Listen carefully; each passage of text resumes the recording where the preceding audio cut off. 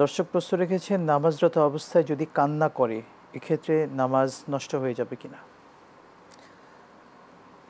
নামাজরত অবস্থায় কান্না করা বলতে যদি আমার কোরআনের তিলাওয়াত অথবা আল্লাহর স্মরণ অথবা আমার পাপের কথা মনে করে আমার মন যদি বিগলিত হয় আর আমার চোখ দিয়ে যদি অশ্রু ঝরে, তো এটা তো আমার কাছে কাম্য।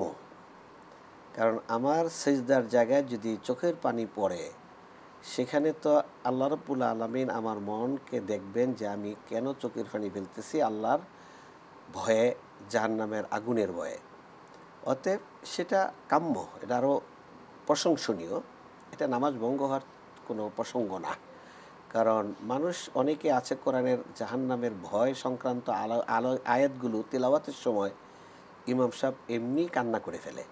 আর রাসূল সাল্লাল্লাহু আলাইহি সাল্লাম থেকেও হাদিস বর্ণিত, জাহান্নামের আগুনের বা ভয়ের আয়াতগুলো পড়ার সময় যেন কান্না কান্না ভাব নিয়ে তেলাওয়াতকারী তেলাওয়াত করেন।